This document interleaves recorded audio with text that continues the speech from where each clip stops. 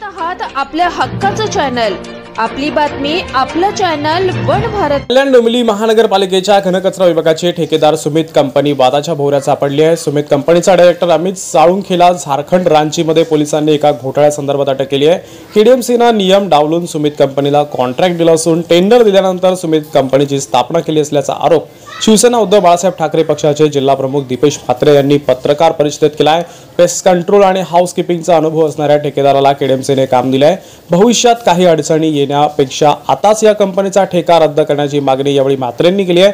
झारखंडला दारू घोटाळ्यात ज्या कंपनीच्या संचालकाला अटक केली आहे त्या कंपनीला केडीएमसीने काम दिले आहे। ठेकेदाराकडून पैसे घेण्यासाठी काम दिल्याचा संशय ठाकरे गटाचे जिल्हा प्रमुख दीपेश म्हात्रे यांनी व्यक्त केला आहे। तर केडीएमसीने ठेका रद्द केला नाही तर न्यायालयात धाव घेण्याचा इशारा ठाकरे गटाने यावेळी दिला आहे। आज डोंबिवलीमध्ये ज्या सुमित कंपनीला जो घनकचऱ्याचा ठेका देण्यात आलेला आहे, या कंपनीच्या डायरेक्टरला अमित साळुंखेला आज झारखंडमध्ये दारू भ्रष्टाचाराच्या आरोपामध्ये अटक करण्यात आलेली आहे। आणि कल्याण डोंबिवलीत देखील हा ठेका देताना आम्ही याच्यावरती मोर्चा काढला होता शिवसेना उद्धव बाळासाहेब ठाकरे या पक्षाकडनं। आणि त्या मोर्चामध्ये देखील आम्ही सांगितलं होतं की या कंपनीला जो ठेका दिलेला आहे हा चुकीच्या पद्धतीने देण्यात आलेला आहे। या कंपनीची स्थापना जी झालेली आहे ती कंपनीची स्थापना 9 ऑगस्ट 2024 ला झालेली आहे। आणि यांना जी वर्क ऑर्डर जी देण्यात आली आहे ती कंपनी स्थापना वर्क ऑर्डर दिल्याच्या नंतर 28 ऑगस्ट 2024 ला झालेली आहे। तर अशा पद्धतीने कुठल्या प्रकारचा ठेका या कंपनीला दिलेला आहे, कुठल्याही प्रकारचं काम या कंपनीकडनं होताना दिसत नाहीये। आणि त्यांना स्वतःच्या गाड्या विकत घेऊन कल्याण डोंबिवली स्वच्छता करायची होती, तर कल्याण डोंबिवलीच्या गाड्या नाईटला वापरून आणि मोठ्या प्रमाणात यामध्ये भ्रष्टाचार झालेला आहे। आणि कुठल्याही प्रकारचं नियोजन नसताना हे काम या कंपनीला दिलेलं आहे आमच्या पक्षाचा।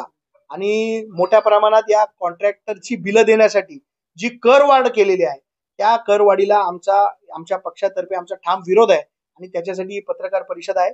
आणि या पत्रकार परिषदेच्या माध्यमातून प्रशासनाला माझी विनंती आहे की आत्ताच या कंपनीचा ठेका रद्द करा, कारण 1च महिना झालेला यांना काम देऊन आणि काम जे चुकीच्या पद्धतीने चाललंय, आत्ताच्या आत्ता या कॉन्ट्रॅक्टरचा ठेका रद्द करण्यात यावा अशी माझी प्रशासनाला विनंती आहे। आता जर या प्रशासनाने हा ठेका रद्द केला नाही तर आंदोलन मोर्चे आम्ही काढून झालेले आहे। आता पुढचं पाऊल आमचं कोर्टात असणार, याच्या विरोधात जनहित याचिका दाखल करून हा ठेका रद्द करण्यासाठी आम्ही कोर्टात जाणार।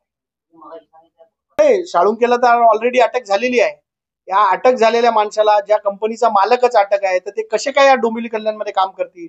म्हणून माझी प्रशासनाला विनंती आहे की अशा उच्च श्रेणीच्या माणसाला झारखंडमध्ये दारू घोटाळ्यामध्ये ज्याला अटक केली आहे त्याला कल्याण डोंबिवलीत काम देतो आपण। असे उच्चभ्रू माणसं कल्याण डोंबिवलीतच येतात काम करायला। म्हणून माझी आयुक्तांना विनंती आहे की ठेका तातडीने रद्द करा।